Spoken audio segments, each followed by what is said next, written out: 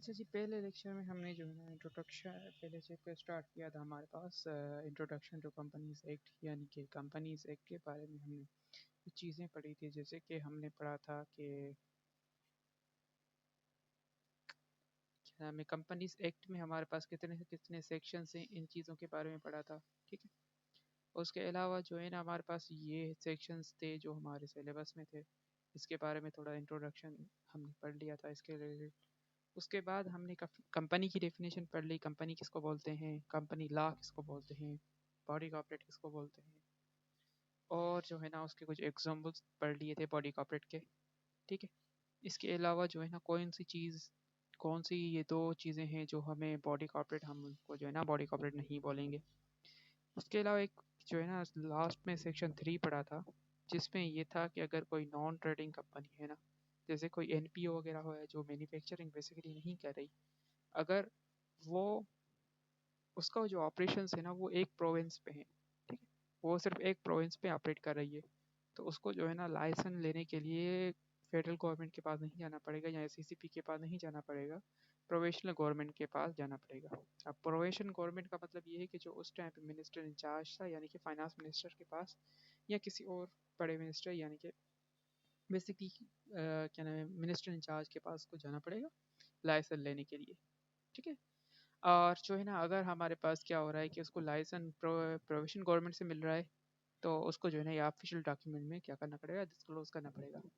अगर तो ये डिस्क्लोज नहीं करती और जो है ना इसने क्या किया है, एक प्रोविंस में इसको ऑपरेशन करने के लिए लाइसेंस मिला है, इसने किसी और प्रोविंस में ऑपरेशन करना स्टार्ट कर लिया बगैर अप्रूवल के, तो उसी में इसके ऊपर पेनल्टी लगेगी, पेनल्टी 3 की। अब इसके रिलेटेड जो है ना ये दो एग्जांपल से, इसको मैंने लास्ट लेक्चर में डिस्कस नहीं किया था, अब इसमें डिस्कस करने की कोशिश करता हूँ कि इसमें क्या क्या चीज़ें हैं एग्जांपल्स में। अच्छा, इसमें पहले एग्जांपल में हमारे पास नॉर्मल एक एग्जांपल है जिसमें मैंने सिर्फ इस नॉन ट्रेडिंग कंपनी को एग्जांपल के थ्रू क्या नाम है समझने के लिए ये एग्जांपल दी है कि नॉन ट्रेडिंग कंपनीज कौन सी होती है। एक बलोचिस्तान एजुकेशन ट्रस्ट है जो सेक्शन 42, आगे जाके पढ़ेंगे सेक्शन 42 क्या है। बेसिकली ये नॉन प्रॉफिट ऑर्गेनाइजेशन का सेक्शन है। जब हम यहाँ पर पार्ट 4 में पहुंच जाएंगे ना, यानी कि section related non association not for profit, इसमें जो है ना सेक्शन 42 का जो ज़्यादा किरदार है। तो उसके तहत जो है ना ये जो हमारे पास ये ट्रस्ट है ये रजिस्टर हुआ है, और जो है ना ये क्या करते हैं, फ्री स्कूल की सर्विस प्रोवाइड कर रहे हैं। ठीक है।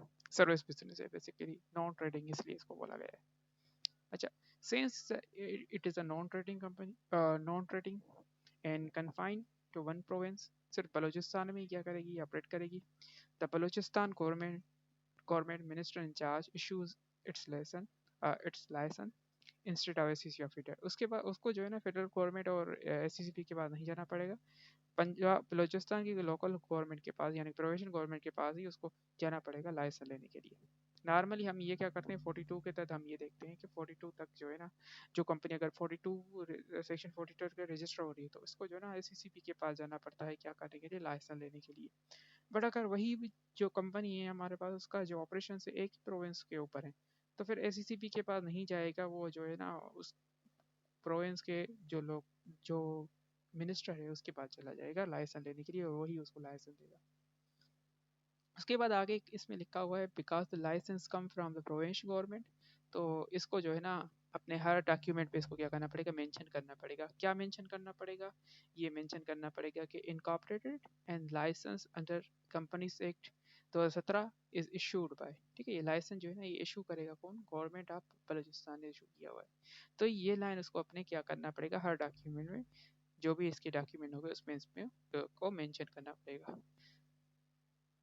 तो ये चीज़ हमारे पास हो गई, पहले एग्जांपल है। दूसरा एग्जांपल देखते हैं इसमें क्या बता रहा है। एक पंजाब हेल्थ फाउंडेशन है जो उसने लाइसेंस लिया है पंजाब की गवर्नमेंट से, और जो है ना ये ऑपरेट करती है सिर्फ पंजाब में। इसने बोला कि मैं पंजाब में ही क्या करूँगी, ऑपरेट करूँगी। तो पंजाब के क्या नाम है नज़दीक ये क्या कर रही है, क्लिनिक रन कर रही है, क्योंकि ये पंजाब हेल्थ फाउंडेशन है।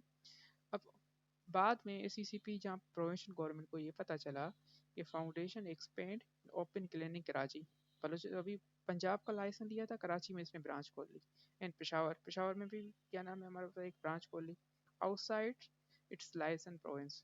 पंजाब के अलावा जो है ना बाकी किस दोनों सूबों में इन्होंने लाइसेंस खोल without converting to the federal government, उनके पास नहीं गई। इसका मतलब ये है कि जब अगर कोई नॉन प्रॉफिट ऑर्गेनाइजेशन हमारे पास जिसके ऑपरेशंस डिफरेंट प्रोविंस में है, तो उसको जो है ना फेडरल गवर्नमेंट या एससीसीपी के पास, यानी कि एससीसीपी के फेडरल गवर्नमेंट नहीं पढ़ेंगे, हम एससीसीपी के ही पढ़ेंगे, एससीसीपी के पास जाना पड़ेगा क्या करने के लिए, लाइसेंस लेने के लिए अपना। बट अगर उसके एक ही प्रोविंस में, जैसे कि ये पहला वाला एग्जांपल था, इसमें एक ही प्रोविंस के ऊपर उसके जो है सिर्फ ये बलूचिस्तान में ऑपरेट कर रही थी, तो फिर एससीसीपी के पास को जाना नहीं पड़ रहा था, उसको जाना पड़ा था हमारे पास किसके पास, बलूचिस्तान गवर्नमेंट के पास। तो ये भी हमारे पास एक कॉन्सेप्ट आ गया। तब इसमें क्या किया है इसने, पंजाब में तो इसने लाइसेंस लिया था पंजाब गवर्नमेंट से, बट इस अपना ऑपरेशन को एक्सपेंड करने और उसने एक क्लिनिक खोल दी हमारे पास इसमें कराची में भी और खैबर पख्तूनख्वा में, KPK में भी, पेशावर में भी बेसिकली। अब इस पे क्या होगा, अब इसमें ये होगा कि इस हरकत की वजह से इसको क्या करेगी, लेवल 3 की पेनल्टी लगेगी, ठीक है, क्योंकि इसने या तो लेवल 3 की पेनल्टी लगेगी, ठीक है, लेवल 3 की पेनल्टी लगेगी लगेगी, उसके बाद जो है ना इसको क्या करना पड़ेगा, ये लाइसेंस जो है ना एससीसीपी या फेडरल गवर्नमेंट को से लेना पड़ेगा कि मुझे बाकी सूबों में भी क्या करना है, अपने ऑपरेशंस क्या करने हैं, ऑपरेट करने हैं, ठीक है। तो हमारे पास ये मैंने एग्जाम्पल उसमें डिस्कस नहीं की थी लास्ट वाले लेक्चर में, अब मैंने डिस्कस कर दी। अच्छा, तो अभी हम करंट अपने टॉपिक पे चलते हैं कि बाकी रही बात ये आखिरी सेक्शन, ये तो हमारे पास ये था कि अगर कहीं किसी और लॉ में कुछ भी लिखा हो कंपनी के रिलेटेड, या कंपनी के मेमोरेंडम या आर्टिकल्स में कुछ भी, आगे जाके पढ़ेंगे मेमोरेंडम ऑफ एसोसिएशन या आर्टिकल्स ऑफ एसोसिएशन क्या होता है, या किसी कॉन्ट्रैक्ट साइन किया उसमें कुछ लिखा हो, या कोई रेजोल्यूशन पास की, ये भी हमारे पास एक अच्छा चैप्टर है, ये भी हम पढ़ेंगे। अब ये रेजोल्यूशन चाहे शेयर होल्डर ने पास की या डायरेक्टर्स ने पास की है, तो इन चारों में कुछ भी लिखा हो और कंपनीज एक्ट में कुछ और लिखा हो, तो इन चारों की बात नहीं मानेंगे, जो कंपनीज एक्ट बोलेगा वो हम मानेंगे, ठीक है। ये बेसिक रूल था सेक्शन 4 में हमारे पास सी गिवन था। अच्छा, फिर हमने एक स्लाइड ये खोली थी कि लॉ कैसे मेक होता है, यानी कि एक्ट कैसे बनता है, ऑर्डिनेंस कैसे बनता है, उसको एक्सप्लेन करने के लिए ये चीज़ें मैंने बताई थी। अब हम अपने मेन टॉपिक पे चलते हैं, जो है हमारे पास टाइप ऑफ कंपनी। अब टाइप्स ऑफ कंपनी जो है ना हमारे पास, अब हमारे सिलेबस में जो है ना, जब हमारे कंपनी लॉ में जो हम पढ़ेंगे टाइप ऑफ कंपनी, वो 3 तरह की कंपनीज होंगी, यानी कि उसकी 3 तरह की मैं टाइप्स नहीं बता रहा, ये बेसिकली उसकी उसको बयान करने के, उन टाइप्स को बयान करने के लिए ना ये 3 कैटेगरी बनाई है, किस्म के क्लासेस बनाए हुए। इन इन 3 क्लास के अंदर जो है ना, ये मतलब कि हर एक क्लास के अंदर जो है ना हमारे पास 2, 3, 5 भी हमारे पास क्या हो जाती है, टाइप ऑफ कंपनीज आ जाती हैं। तो वो मैंने यहाँ पर नीचे मेंशन किया हुआ है। सबसे पहली क्लास है हमारे पास कौन सी है, वर्च्यू ऑफ रजिस्ट्रेशन, यानी कि कुछ कंपनीज ऐसी होंगी जिसको रजिस्ट्रेशन के बेसिस पे हमने क्या किया, कुछ टाइप्स बनाई है। कुछ कंपनीज ऐसी होंगी जो हमारे पास उसके स्टेटस के बेसिस पे हमने उसकी टाइप्स बनाई है। कुछ अदर कंपनीज होगी, इन दोनों के अलावा जो कंपनीज होंगी वो अदर कंपनी में क्लासीफाई की जाएंगी। तो सबसे पहले हम by the virtue of registration के हिसाब से हम क्या करते हैं, टाइप पढ़ते हैं। तो companies by the virtue of registration के तहत हमारे पास टाइप्स कौन सी हैं, तो उसके लिए ये हमारे पास सेक्शन 14 जो है ना कंपनीज एक्ट 2017 का बोलता है कि कंपनी में बी रजिस्टर्ड, यानी कि जब हम रजिस्टर करने जाएंगे ना, तो उसके बेस पे हमारे पास 3 तरह की, जहाँ जितने भी ये टाइप टाइप हैं, ये जो अभी टाइप हम पढ़ेंगे, 3 तरह की टाइप्स हैं बेसिकली। हाँ, 3 तरह की टाइप्स हैं। ये जो है ना हमारे पास रजिस्ट्रेशन के टाइम पे हमें सोचना पड़ेगा, उस टाइम पे ये 3 तरह की टाइप्स दिमाग में आनी चाहिए। तो रजिस्ट्रेशन की टाइम की तरफ ये हमारे पास 3 तरह की क्या हो जाएगी, हमारे पास टाइप्स आ जाएंगे। सबसे पहले जी टाइप है हमारे पास, वो है कंपनी लिमिटेड बाय शेयर्स। अब लिमिटेड बाय शेयर्स का क्या मतलब हुआ, कंपनी लिमिटेड बाय शेयर्स का मतलब है हमारे पास कि ऐसी company, a company limited by shares is a company in which liability of its members limited to the amount unpaid on the shares held by them। इसका क्या मतलब हुआ, देखो जब हम शेयर्स वाली कंपनी वो करते हैं ना, इनकॉर्पोरेट करते हैं, बेसिकली हमारे पास एक टॉपिक आएगा आगे जाके इनकॉर्पोरेशन का, तो उसमें इसकी डिटेलिंग भी पढ़ेंगे, और उसके अलावा आगे आके एक और टॉपिक आएगा शेयर्स का, तो उसमें मजीद मजीद जो है ना इसकी डिटेलिंग पढ़ेंगे। अब एक एग्जाम्पल, सिंपल एग्जाम्पल मैंने यहाँ पर एक लिखा हुआ है, एक रजिस्ट्रेशन जो हम करेंगे, हम कंपनी की रजिस्टर बाय शेयर के तहत, उसका एक एग्जाम्पल है। जब हम रजिस्ट्रेशन करते हैं ना कंपनी की, और हम बनाना चाहते हैं लिमिटेड बाय शेयर वाली कंपनी, तो इसमें हमारे पास क्या करना पड़ता है, जब हम लिमिटेड बाय शेयर्स हम करते हैं, तो हमें क्या करना पड़ता है, जो कंपनी में फंड्स है ना, उसको लाने के लिए हमें कंपनी के एक शेयर इशू करना पड़ता है। शेयर इशू का मतलब है एक डॉक्यूमेंट इशू करना पड़ता है, जो हमें राइट देता है शेयर होल्डर को, जो इन्वेस्ट कर रहा है, कि आप जो है ना इस कंपनी के शेयर होल्डर यानी कि मालिक हो, ठीक है। और उसके तहत जो उसकी बाकी टर्म्स एंड कंडीशन कंपनी की आएगी, जैसे कि डिविडेंड हो गया और बाकी चीज़ें हो गई, वो हमारे पास उसके उस डॉक्यूमेंट के ही थ्रू हमारे पास क्या हो जाएगी, आएंगी हमारे पास। यानी कि वो एज एविडेंस होगा कि हम इसके मालिक हैं। और उसके तहत एक जो भी एग्रीमेंट होगा वो आगे जाके इसी कंपनी लॉ में पढ़ेंगे, तो जब हम एक शेयर होल्डर बन जाते हैं तो कंपनी का क्या क्या चीज़ें हमारे पास होती हैं, क्या रिटर्न आते हैं, क्या चीज़ें होती हैं, वो सारे मामला यहाँ पर पढ़ेंगे। तो इसमें मैंने एग्जाम्पल छोटी सी दी है कि सपोज करें कि हम एक कंपनी ने शेयर इशू किए हैं 100 रुपये का एक ही शेयर है। तो मैं बता रहा था कि जब हम रजिस्टर कर रहे हैं शेयर लिमिटेड बाय शेयर के, तो हमारे पास क्या होता है कि जो फंड लाने पड़ते हैं वो शेयर के थ्रू। तो कंपनी अपने वो कागज़ देती है और इन्वेस्टर उसके बदले पैसे देता है। तो इसमें ये बोल रहा है कि जो इसने शेयर इशू किए हैं वो एक कागज़ था 100 रुपये का, और एक पर्सन या आपने जो है ना हमारे पास कितने किए, 100 शेयर्स परचेज किए। तो टोटल अमाउंट इसकी बनेगी हमारे पास 10,000। 10,000 हमने उसको दे दिए, उसने उसकी जगह के पे 100 कागज़ दे दिए, ठीक। अब हमने क्या किया, पूरे अमाउंट पे किए 10,000 ही। अब इस केस में जब ये लिमिटेड बाय शेयर, जब ये लिमिट का वर्ड आ जाता है ना, लिमिट, लिमिट का मतलब ये है कि यहाँ पर कोई चीज़ लिमिट हो रही है। लिमिट का मतलब यहाँ पर हमारे पास एक लिमिट लग रही है, एक रुकावट है कि यहाँ तक हम आ सकते हैं, उसके बाद हम नहीं आ सकते, या नहीं कुछ हो सकता उसके बाद। तो कंपनी, अब जरूर जाहिर सी बात है, कंपनी जब हम क्रिएट करेंगे, ठीक है, तो हमें फंड्स डालने पड़ेंगे। फंड डालने के बाद अब हमें पता नहीं कंपनी कितने साल तक चल भी सकती है कि नहीं चल सकती। क्या पता हमारे पास जब हम सारे फंड हमने ये 10,000 के मैंने शेयर्स परचेज कर लिए और 1 साल के बाद ये कंपनी लिक्विडेट हो गई, जितने हमारे पास इतना रेवेन्यू जनरेट ही नहीं कर रही, प्रॉफिट जनरेट ही नहीं कर रही, एक्सपेंस बढ़ते रहे हैं, तो लॉस आ रहा है और ऑपरेशंस इसके बंद होते जा रहे हैं, मजदूर जहाँ जो एम्प्लॉयज़ है वो जा रहे हैं, तो कंपनी को बंद करना पड़ रहा है। तो उस सीन पे जो है ना हमारे ऊपर क्या होगा, हमारे साथ क्या होगा, वो बेसिकली लिमिटेड बाय शेयर हमें बताएगा। वो ये बताएगा अगर आपने जो है ना सारे के सारे जितने शेयर्स के पैसे बनते थे, जैसे कि यहाँ पर 10,000 बनते थे, आपने 10,000 ही पे कर दिए, तो आपके ऊपर जब ये हमारे पास ये कंपनी बंद हो जाएगी, जिसको हम आगे जाके पढ़ेंगे, लिक्विडेशन का एक प्रोसेस होता है वाइंड अप में। तो जब हम कंपनी बंद कर किए जाती है तो उसको लिक्विडेट करते हैं। लिक्विडेशन का मतलब ये है कि उसके जितने भी एसेट होते हैं ना, बेसिकली जो हमने उसमें पैसे लगाए हैं, उसके उससे जो है हमें एसेट क्या करने होते हैं, परचेज करने होते हैं, ताकि हम रेवेन्यू कमा सकें। तो उसको जब हम सेल करेंगे ना, वो लाइबिलिटीज़ को पे करेंगे ना, तो उसको लिक्विडेशन का प्रोसेस भी कहा जाता है। तो जब कंपनी बाद में जाके लिक्विडेट यानी कि ख़त्म हो रही है, और जो लाइबिलिटीज़ क्रेडिटर वो हम पे कर रहे हैं वो मिलियंस में हैं, और हमने स्टार्टिंग के टाइम पे सारे के सारे जितने हमारे पैसे बनते थे शेयर्स के रेट, वो हमने सारे दे दिए।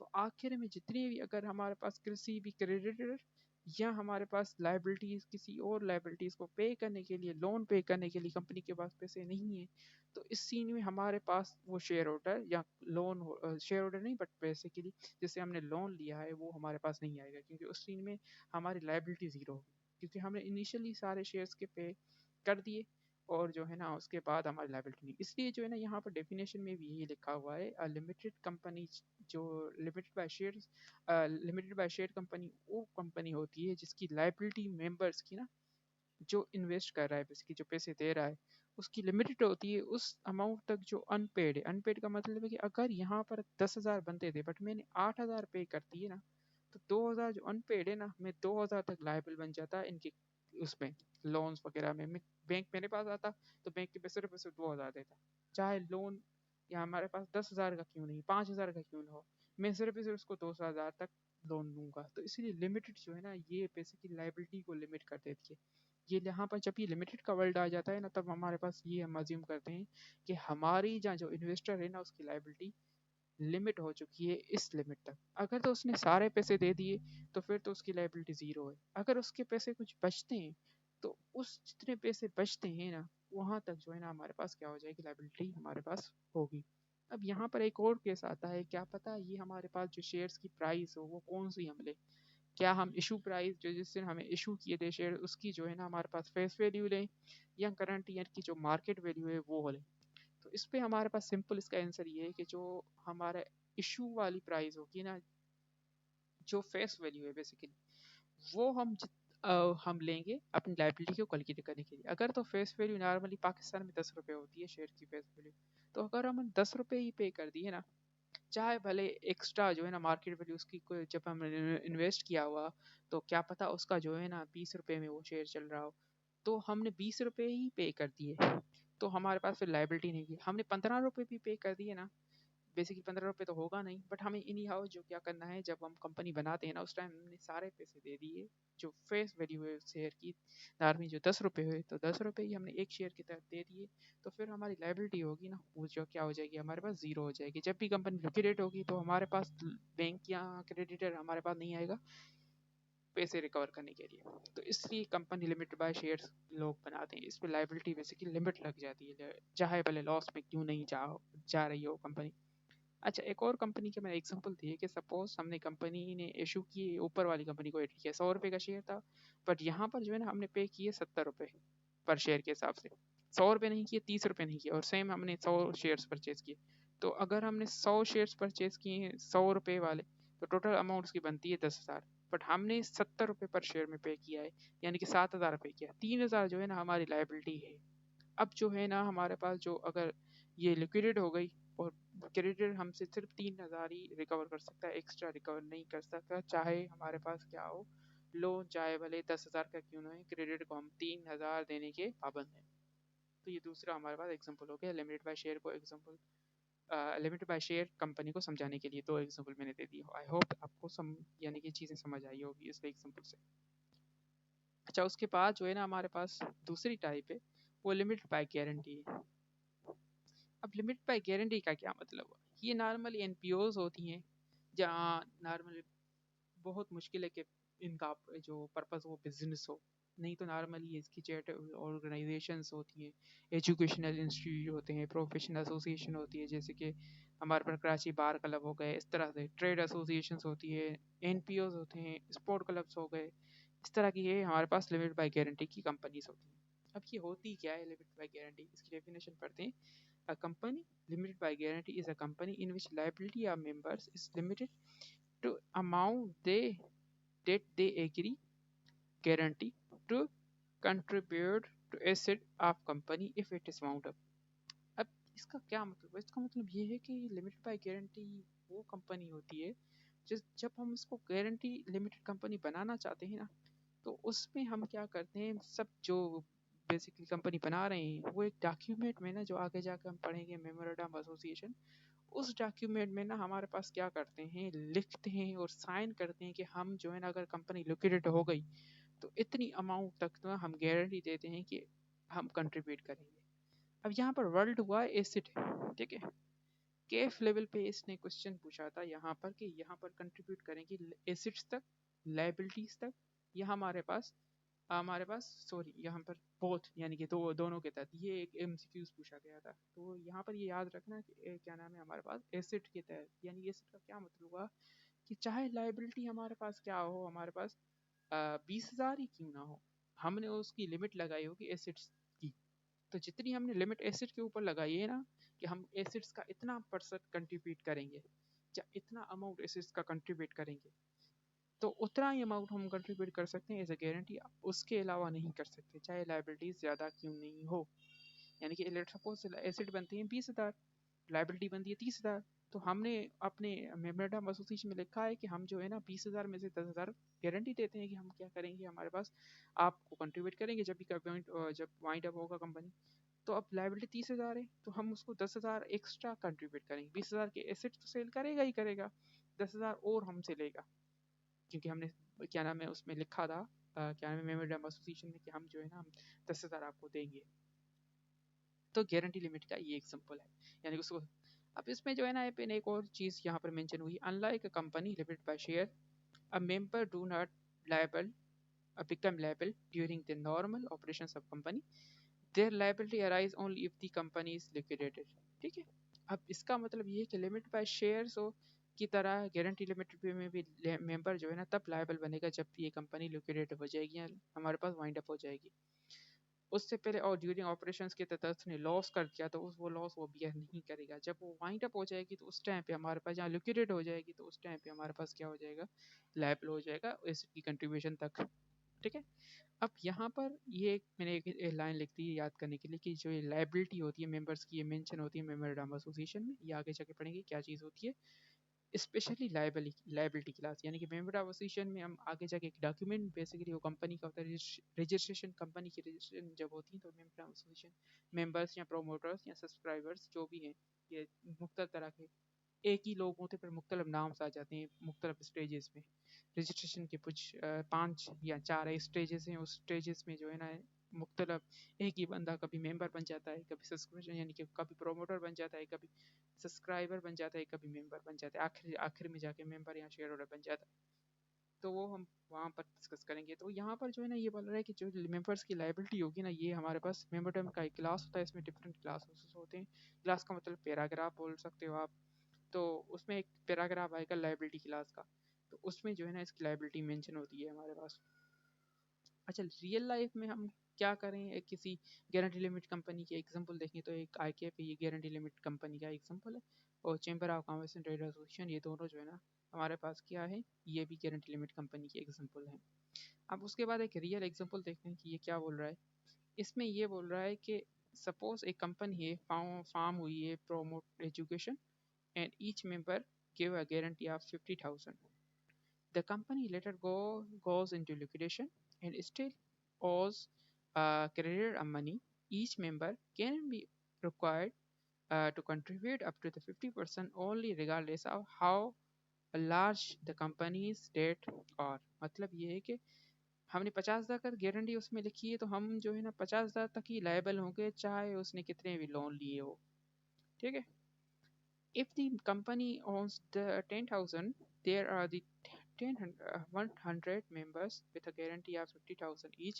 The maximum contribution is 50,000, and total possible contribution is 5 million. तो members cannot be asked to contribute more than their guarantee amount. इसका मतलब ये है कि हमारे पास क्या होगा, अगर हमारे पास इसकी लाइबिलिटी 10 मिलियन है और मेंबर 100 हैं, हर एक ने 50, तो ये हर एक मेंबर में 50,000 आएगा, तो 100 मेंबर में 5 मिलियन आ जाएगा। 10 मिलियन की लाइबिलिटी है, तो सिर्फ 5 मिलियन तक ही हम क्या करेंगे, मेंबर्स लाइबल होंगे। रिमेनिंग 5 मिलियन के लाइबल नहीं है, वो हमारे पास पे डेट हो गया क्रेडिटर का। अच्छा, कुछ एक्स्ट्रा पॉइंट्स जो है ना गारंटी लिमिटेड के रिलेटेड जो है ना सेक्शन 45 में मेंशन है कंपनीज एक्ट के, उसको रीड करते हैं कि उसमें ये क्या बता रहा है। वो एडिशनल पॉइंट ये है कि जो गारंटी लिमिटेड है ना, इसमें शेयर भी हो सकता है, यानी कि ये शेयर यानी कि guarantee limited with share capital भी हो सकती है, विदाउट शेयर कैपिटल भी हो सकती है।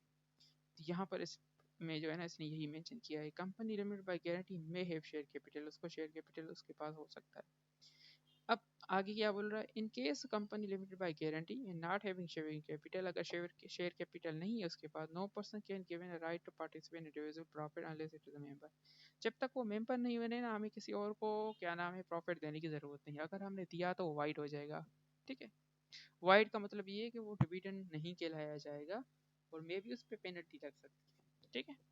अच्छा, उसके बाद तीसरी पॉइंट में ये बोल रहा है कि if guarantee company divide its ownership into the shares in trust, it will be treated as having share capital even if the value और number of shares not specified.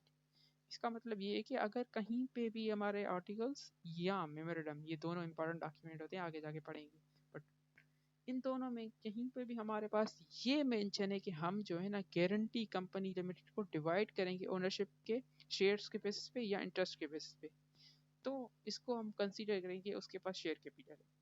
ठीक है। यानी कि क्या हुआ कि हमने अपने मेमोरेंडम एसोसिएशन को में जो है ना एक क्लास या एक पैराग्राफ लिखा है कि कंपनी जब भी हमारे पास कंपनी की जो ओनरशिप है ना, जितने भी प्रॉफिट्स आएंगे वो जो है ना उसके हिस्से बनेंगे, इतना हिस्सा इसके पास जाएगा, इतना हिस्सा इसके पास जाएगा, या एक ये इंटरेस्ट के बेसिस पे जितना काम वो करेगा उसके बेस पे बोल सकते हैं, या तो उसके शेयर्स हमने उसको ओनरशिप और शेयर्स के बेस पे उसके यानी कि मेंबर्स को हमने शेयर दे दिए, हिस्सा ही नहीं दिए, शेयर्स दे दिए, तो इसको हम अज्यूम करेंगे कि उसके पास शेयर कैपिटल है।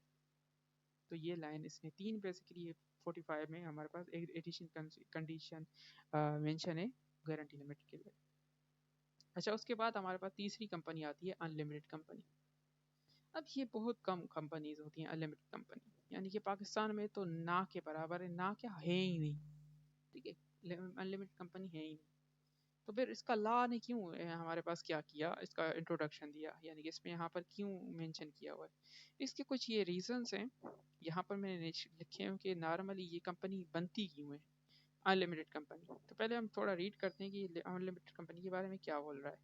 अनलिमिटेड कंपनी के बारे में बोल रहा है कि कंपनी ऐसी कंपनी जिसकी liability of members is not limited. अब अनलिमिटेड का मतलब क्या हुआ कि अब इस कंपनी ने जितना लोन लिया है ना, और कंपनी के इतने प्रॉफिट नहीं है, जैसे कि हमारे पास एग्जांपल में हम इस कंपनी ने 100 मिलियन का लोन लिया है और इसके एसेट्स हैं हमारे पास कितने हैं, 10,000 के हैं और 10 मिलियन के हैं। तो 90 मिलियन जो है ना ये इसके जो कंपनी के मेंबर्स हैं ना, शेयर होल्डर, उनसे जो है ना क्या करेगी, रिकवर करेगी बैंक जो है।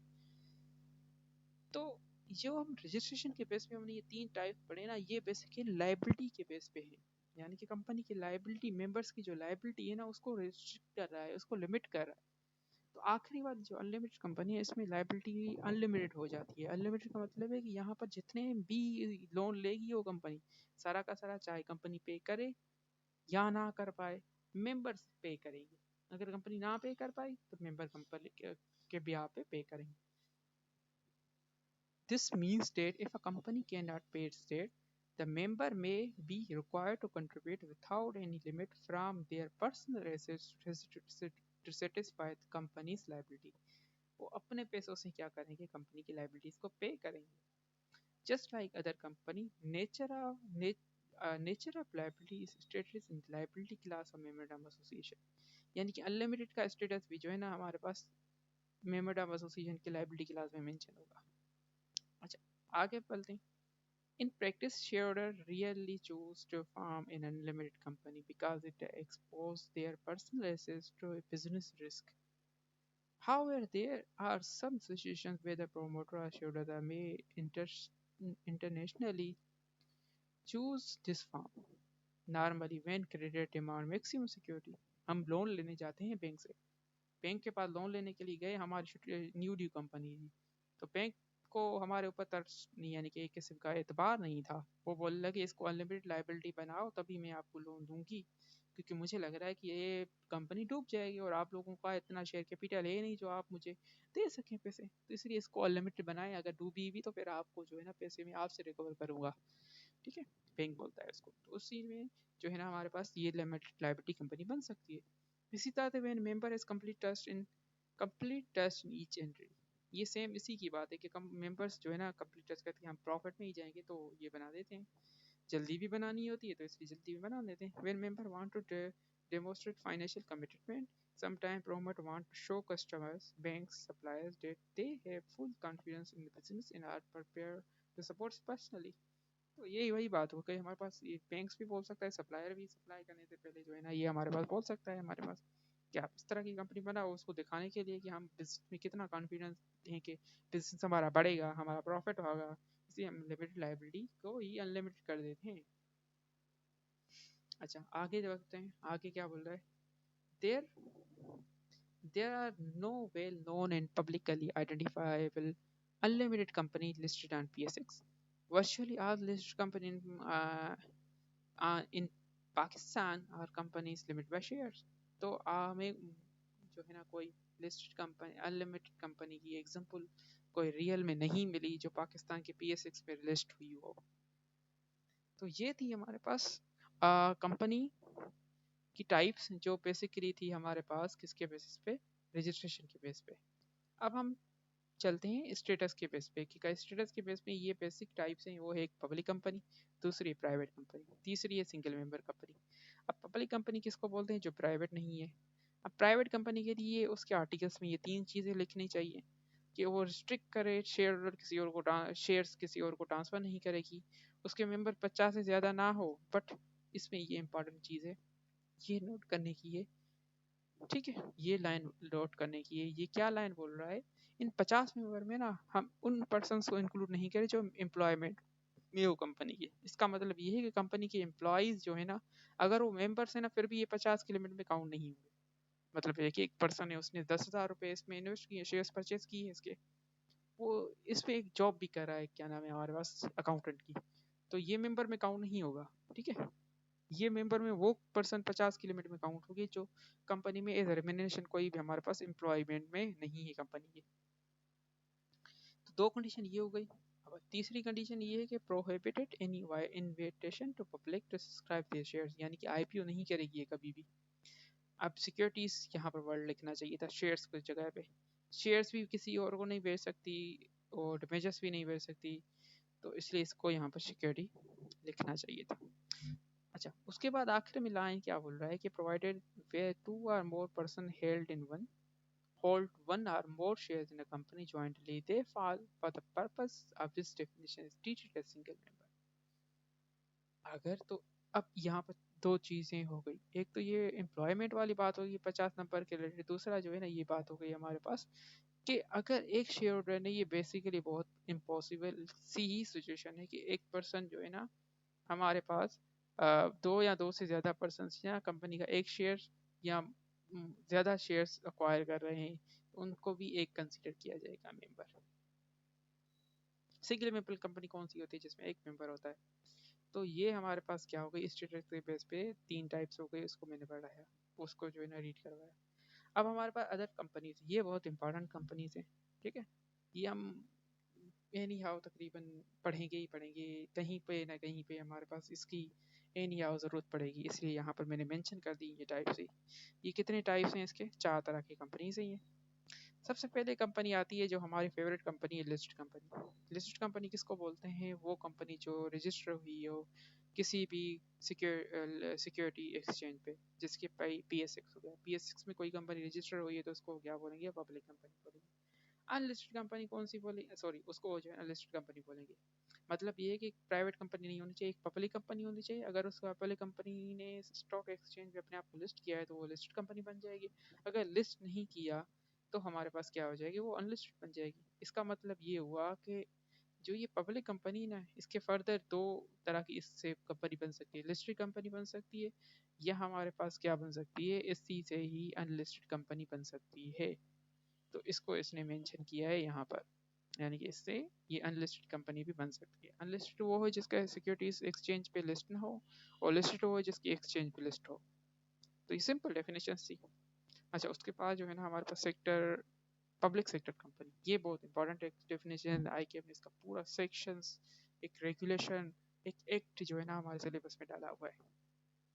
पब्लिक सेक्टर कंपनी कौन सी होती है? ऐसी कंपनी जिसमें जो है ना प्रोविंशियल गवर्नमेंट हो, फेडरल गवर्नमेंट हो, कोई भी किसी भी तरह की गवर्नमेंट हो जिसने डायरेक्टली या इनडायरेक्टली उसके मेजॉरिटी ओनरशिप उसके पास हो या मेजॉरिटी मैनेजमेंट को वो कंट्रोल करे, तो उसको क्या बोलेंगे? Public sector company.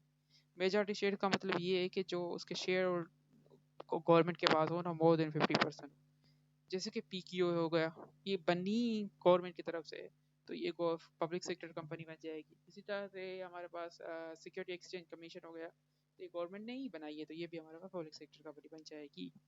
अब इसकी एग्जांपल्स कौन सी है पब्लिक सेक्टर कंपनी की? Pakistan airline international airline corporation limited, PI, oil and gas development company, national petroleum limited, national bank of Pakistan, Pakistan state oil company, PSO। ठीक है, ये भी हमारे पास क्या है? पब्लिक सेक्टर कंपनी के एग्जांपल हैं। अच्छा, उसके बाद जो है ना बड़ी इंपॉर्टेंट डेफिनेशन है, ये हमने अकाउंटिंग के सब्जेक्ट में भी पढ़ा था, कोड ऑफ एथिक्स में भी पढ़ा था। तो ये है हमारे पास पब्लिक सेक्टर कंपनी। अब PIC के बारे में ये बोला है, पब्लिक इंटरेस्ट कंपनी। PIC के बारे में ये बोल रहा है कि ये कंपनी वो कंपनी होती है जो थर्ड शेड्यूल में जिसके बारे में लिखा हुआ कोई क्राइटेरिया दिया है, या इस एक्ट के जो सेक्शन 216 है उसमें जो है ना इसमें डेफिनेशन दी है, या कुछ चीज़ें दी हैं, वो क्राइटेरिया पूरा होगा तो उस कंपनी को क्या बोलेंगे? Public interest company. अब इसमें ये 6 तरह की कंपनीज जो है ना हमारे पास मेंशन है कि ये पब्लिक लिस्टेड कंपनी है। कौन, ये किस में मेंशन है? थर्ड शेड्यूल में जाओ, मैं थर्ड शेड्यूल खोल के दिखाता भी हूँ आपको कि थर्ड शेड्यूल में हमारे पास क्या क्या चीज़ें लिस्ट ये किस तरह से बयान की गई है। अब कौन सी कंपनी लिस्टेड कंपनी, उसको पब्लिक इंटरेस्ट कंपनी बोलेंगे। पब्लिक सेक्टर कंपनी जो ऊपर हमने पढ़ी थी उसको भी पब्लिक इंटरेस्ट कंपनी बोलेंगे। बैंक्स को सारों को पब्लिक इंटरेस्ट कंपनी बोलेंगे। इंश्योरेंस कंपनीज को भी पब्लिक इंटरेस्ट कंपनी करेंगे। और कंपनी होल्डिंग एसेट इन फेडरेशन कैपेसिटी, यानी कि म्यूचुअल फंड हो गए, पेंशन फंड हो गए, सिक्योरिटी ब्रोकर्स हो गए, इन्वेस्टमेंट बैंकिंग एंटिटीज हो गए, मुदारबा कंपनीज हो गई, ये सारी कंपनी भी पब्लिक इंटरेस्ट कंपनी कहलाई जाएगी। पब्लिक यूटिलिटी कंपनी हो जाएगी जो यूटिलिटी की सर्विस जो है ना गैस यानी कि इलेक्ट्रिसिटी और सिमिलर यूटिलिटी की सर्विस दे रही हैं, तो उसको भी हम पब्लिक इंटरेस्ट बोलेंगे, यानी कि के इलेक्ट भी पब्लिक इंटरेस्ट कंपनी है। इसी तरह से पाकिस्तान टेली कम्युनिकेशन भी एक पब्लिक लिस्टेड कंपनी है, पब्लिक इंटरेस्ट कंपनी है। Public interest company whose business affect a large number of people and were under handling public money, and therefore it is subject to higher standard of financial reporting regulations। ये हमारे पास में क्या होता है कि number of peoples जो है ना इसमें इन्वेस्टमेंट करते हैं, उनका बिजनेस पे पैसे लगे होते हैं, तो पब्लिक का मनी हैंडल कर रही है, तो इसलिए जो है ना इसमें रिस्क भी ज़्यादा हो जाएगा और हायर अकाउंटिंग भी इस पे लगेगी, रेगुलेशन लगेंगी। तो इसलिए जो है ना इसने सारी चीज़ों को जो है ना पब्लिक इंटरेस्ट कंपनी में इनकॉर्पोरेट कर लिया। अच्छा, पब्लिक इंटरेस्ट कंपनी में हमारे पास इसकी जो हमारी वो डेफिनेशन है ना, हमारे जो सेक्शन शेड्यूल 3 में, उसको खोल के देखते हैं कि उसमें क्या चीज़ें हैं। अच्छा, सेक्शन 3 अब हम खोलते हैं। कंपनी लॉ कहाँ गया, ये कंपनी एक्ट है, ये है हमारे पास इसकी पब्लिक इंटरेस्ट कंपनी की डेफिनेशन दी गई है कंपनी हमारे पास थर्ड शेड्यूल में। ठीक है, पब्लिक इंटरेस्ट कंपनी में क्या क्या चीज़ें, लिस्टेड कंपनी, ठीक है, नॉन लिस्टेड कंपनी जो पब्लिक सेक्टर कंपनी उसको भी इंक्लूड किया है, ऐसी कंपनी जो किसी और लॉ या रेगुलेशन के तहत रजिस्टर हुई हुई है, जैसे कि नॉन बैंकिंग कंपनी हो गई, एसेट मैनेजमेंट यानी कि म्यूचुअल फंड की बात कर रहा है, मुदारबा कंपनी हो गई, इंश्योरर हो गया, सिक्योरिटी एक्सचेंज हो गई, कमोडिटी एक्सचेंज हो गई, डिपॉजिटरी हो गई, क्लीनिंग हाउस हो गई, ये सारे public sector company, public interest company में इंक्लूड हैं। उसके तरह कोई कंपनी या जिसने बैंकिंग ऑर्डिनेंस के तहत जो है ना कंपनी के तहत लाइसेंस लिया हो, या माइक्रो इंस्टीट्यूशन ऑर्डिनेंस के तहत कोई लाइसेंस लिया हो, तो उसको भी हम पब्लिक इंटरेस्ट कंपनी बोलेंगे। जैसे कि बैंकिंग कंपनीज हो गई जो जिसमें हमारे फॉरेन बैंक्स भी इंक्लूडेड हैं, माइक्रो फाइनेंस बैंक जैसे कि इजी पैसा हो गया, जेस केस हो गया, छोटी छोटी बैंक्स। अच्छा, डेवलपमेंट फाइनेंस इंस्टीट्यूट और all company engage in production and sale of sugar, sale और शुगर प्रोडक्शन एंड शुगर के जो सेल में इन्वॉल्व है उसको सबको क्या बोलेंगे हमारे पास, पब्लिक इंटरेस्ट कंपनी। तो ये हमारे पास कुछ डेफिनेशंस थी टाइप ऑफ कंपनी की, कितने टाइप की कंपनीज हैं, तो उसको मैंने कवर करने की कोशिश की इस लेक्चर में। हमारे पास 3 तरह के बेसिस थे, उन 3 के बेसिस पे हमारे पास रजिस्ट्रेशन में हमारे पास 3 तरह की कंपनी आई, स्टेटस के बेसिस में 3 तरह की कंपनी आई, अदर कंपनी में 4 तरह की कंपनीज आ गई, यानी कि टोटल अगर हम काउंट करें 3 यहाँ पर आई, 3 यहाँ पर आई, 4 यहाँ पर आई, तो तकरीबन 10 तरह की कंपनीज हमने इस में कवर की। ठीक है, इसके अलावा जो है ना इसके अंदर अलग टाइप आ जाती है, होल्डिंग और सब्सिडियरी, तो किसी और लेक्चर में मैं कवर करने की कोशिश करूँगा होल्डिंग और सब्सिडियरी किसको बोलते हैं। तो आज के लिए इनफ, इतना काफ़ी है। अल्लाह हाफिज़।